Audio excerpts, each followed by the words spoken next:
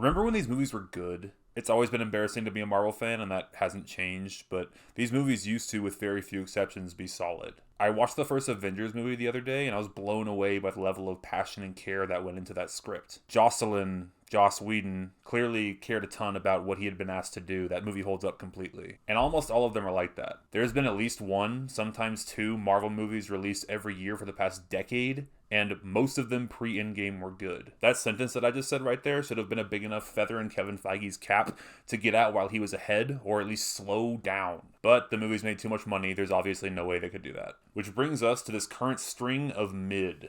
By the way, to be fair, you could make the argument that Spider-Man was solid, but the impression that movie left on me is so far in the rearview mirror, I actually completely forgot about it when I started looking back on Phase 4 for this video.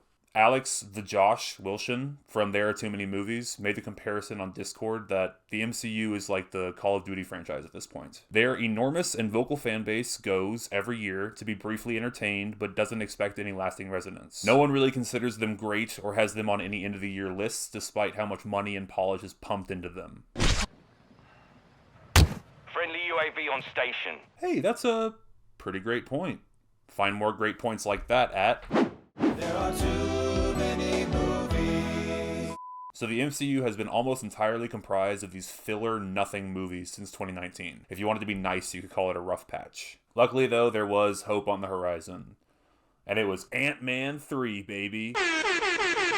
You can quant me in. Oh god, can you imagine if the third Ant-Man movie ends up being good? No, the hope on the horizon, of course, was Black Panther 2. Did y'all see that first teaser trailer? I think it's one of Marvel's best trailers and just generally one of the best trailers I've seen recently.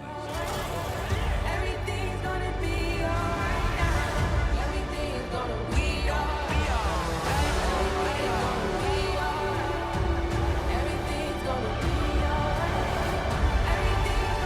I am queen of the most powerful nation in the world, and my entire family is gone. Have I not given everything? It's beautifully edited, and the way it transitions from the No Woman, No Cry cover to the Kendrick song is sick. It makes the hair on the back of your neck stand up. I didn't care much for this movie, but I unironically plan to return to that trailer every once in a while. Then they released a second trailer, and I was like, oh, it's just a Marvel movie. It's our time to strike.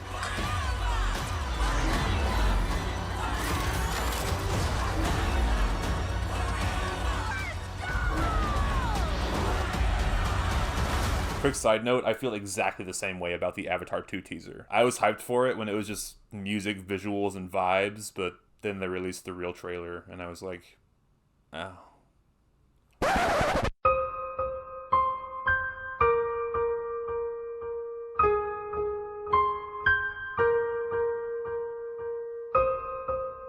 The filmmakers had the unenviable task of writing a story based largely around the real-life death of Chadwick Boseman, who tragically passed away from a private battle with cancer in 2020. The decision was made to respectfully not recast the role. Until Black Panther 3.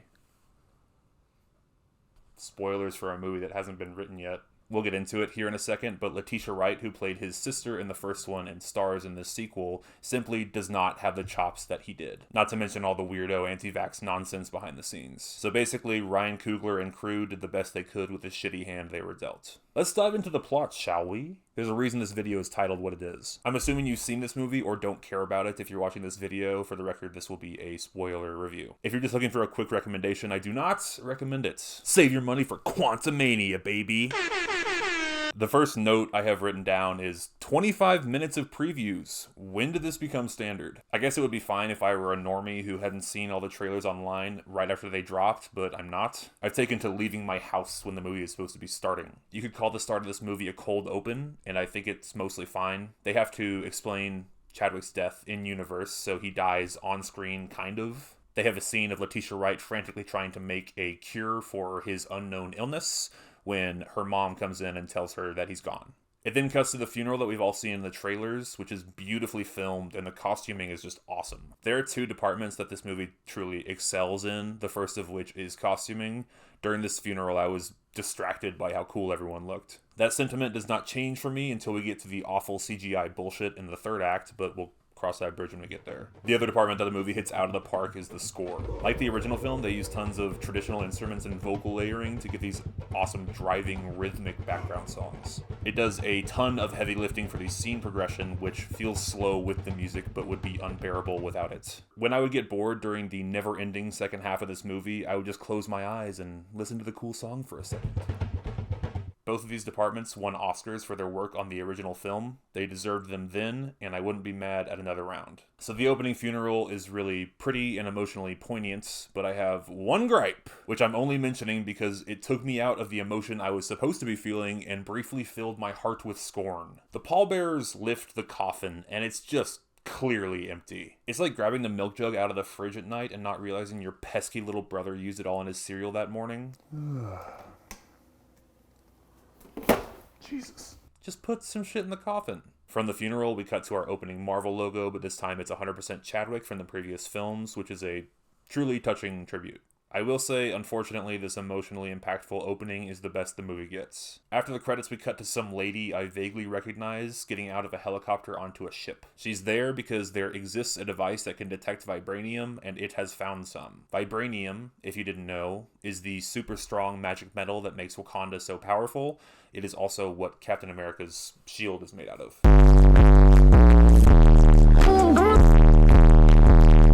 The ship is attacked by mysterious blue people, which I'm assuming many elderly viewers will assume are the same guys from Avatar. Our lady tries to fly away, but her helicopter is grabbed by a mysterious shrouded figure who throws it into the ocean. She doesn't die on screen, so if she's some obscure comic book character, they can pull her back if needed. We then cut to our good guys who are flying into Wakanda, and they added a detail that I don't think was in the first one, which is that they have to slap some water to open the gates.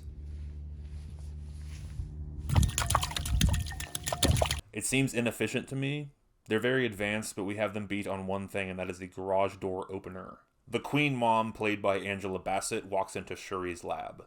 She walks past a half-built weirdo Iron Man suit, to which Shuri says, and this is a direct quote, "It grants the user superhuman strength, speed, and durability." Did I just get transported to an RPG? I understand the Fighters Guild is hiring new members. Not bad work for some folks. I see. Bye. Take care.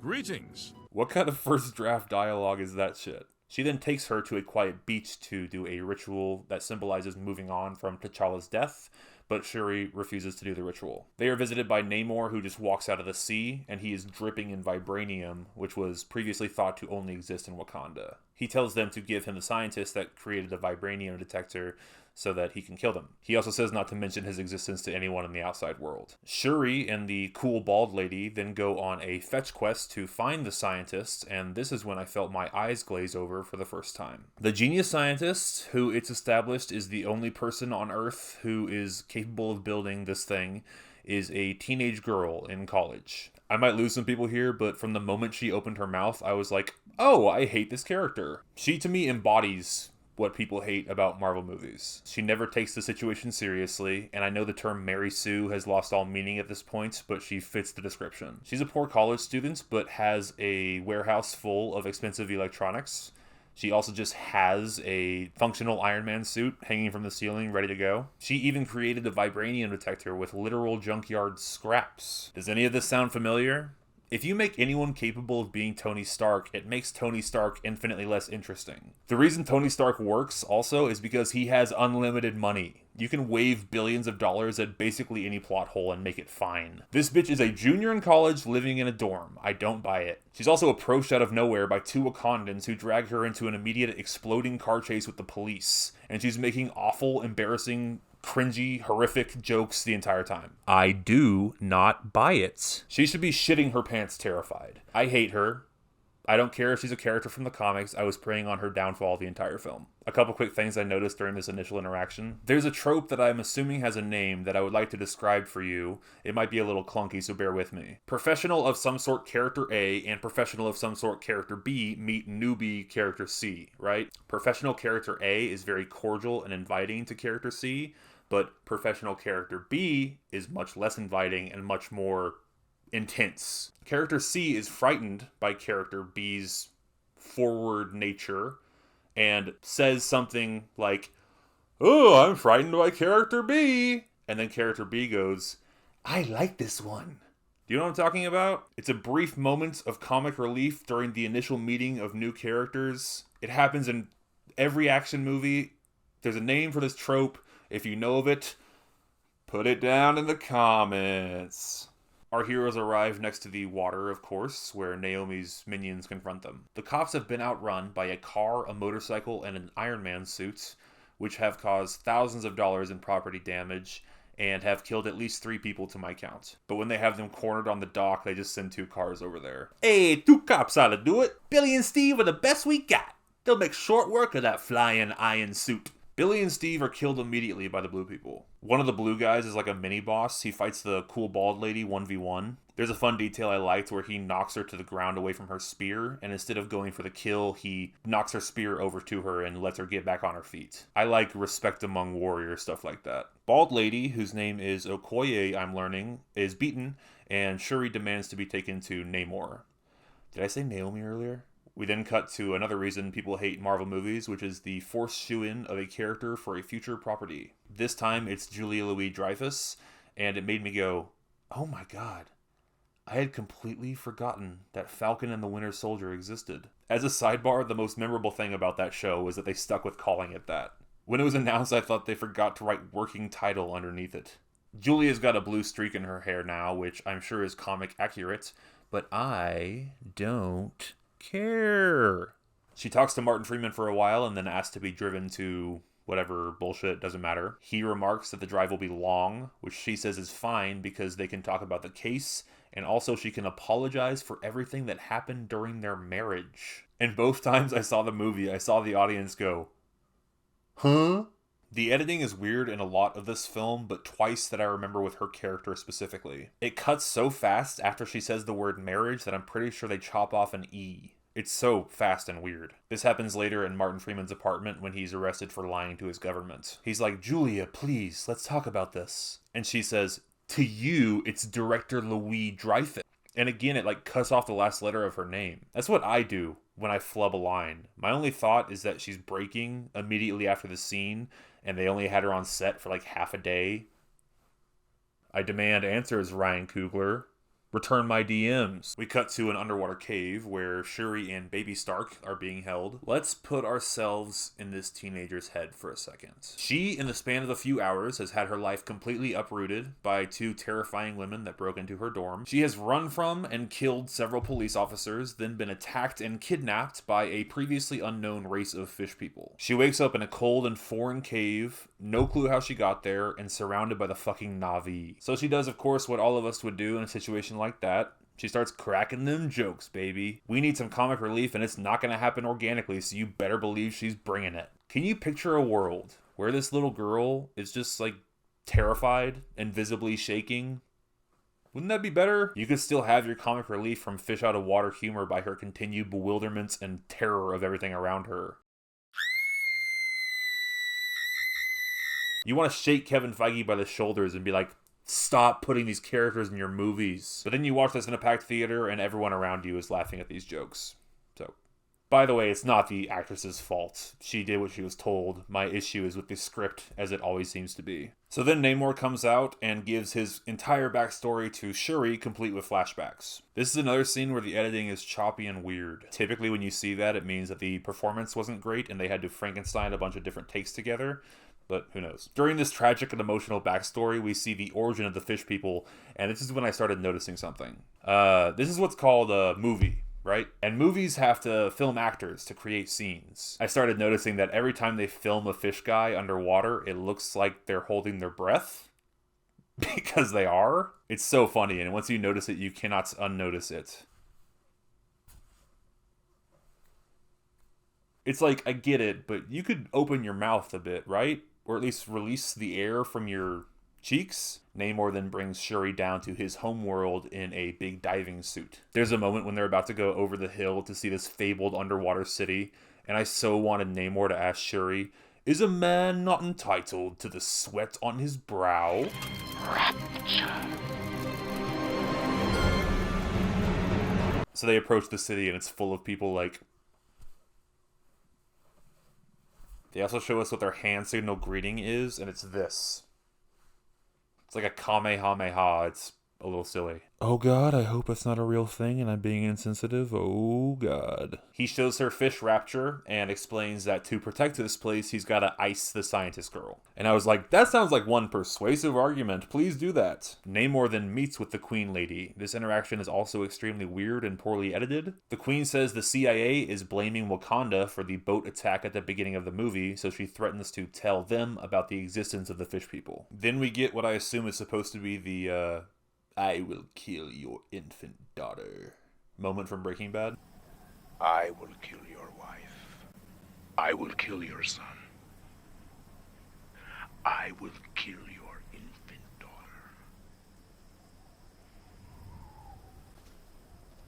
But Namor is like, I will kill the scientist. I will kill the princess. Is he not good in this movie? I think he's just sporadically bad. While this interaction is happening, Lupita Nyong'o, who is here now, swims down to save Shuri and the awful child. Namor assumes the Queen intentionally distracted him, so he decides to attack Wakanda. With Lupita introduced, it just becomes painfully clear how mediocre Letitia Wright is in her role. Everyone in this movie is acting circles around her, especially the main three other women. I don't know if this makes sense, but she seems to be focusing really hard on doing the accents, where everyone else feels totally natural. It's like you can see her putting effort into it and the actual acting gets pushed to priority too. She was never meant to be a leading woman. Again, I don't envy the position that Coogler and crew were put in. They did their best. But they could have made the movie shorter. They for sure could have done that. You feel every minute of that runtime, especially in the second half. And in this video. So then Namor attacks and you're like, oh great, the climax. But then out of nowhere he goes, alright everyone listen up. I'm gonna leave now. I'll be back in a week. There are roughly 75 minutes of screen time left in this film. During the attack, the fishies manage to drown the Queen and Little Iron Man, and our characters try reviving them both. Unfortunately, they manage to save the little girl, but the wise old sage is killed. The good news is we get to see another funeral where they wear those sick outfits again. Our heroes get back home and walk past Shuri's completed weirdo RPG Iron Man suits, which reminded me of that guy from Hellboy, except for this time it's a cartoon. To prepare for the final fight against Namor, Shuri wants to become the next Black Panther, and to do that she'll need to visit the ancestral plane. She drinks some purple shit to do so. She wakes up and sees Killmonger, and for a brief fleeting moment I thought the movie was going to be interesting and bring him back somehow. By the way, I had the same thought right after Chadwick Boseman passed away and the theme of Phase 4 was going to be multiverses. I was like, oh, I know what they'll do. They'll go to a different universe where Killmonger is a good guy, make up some contrived reason why he can't stay there, bring him back stateside, and then he can fill Chadwick's shoes. You aren't recasting the role, you get to bring back Michael B. Jordan, who everyone loved, and watch him be a hero this time, and you get rid of your mediocre actor Letitia Wright anti-vax weirdo problem. That would have been cool. Anyway, Letitia wakes up from her ancestral plane experience and now has the powers of the Black Panther. She also gets her new suit, which looks so bad. They made it like a bedazzled Hello Kitty suit. It looks silly as shit. Here's an idea. Use the same one. Use the exact same helmet and just change the suit to fit her. Why does it look like that? They play with the idea of making her dark or like an anti-hero in the third act, but it's a very underdeveloped theme. She sees Killmonger in the ancestral plane when she's trying to see her mom. She keeps talking about wanting to burn the world and everyone in it.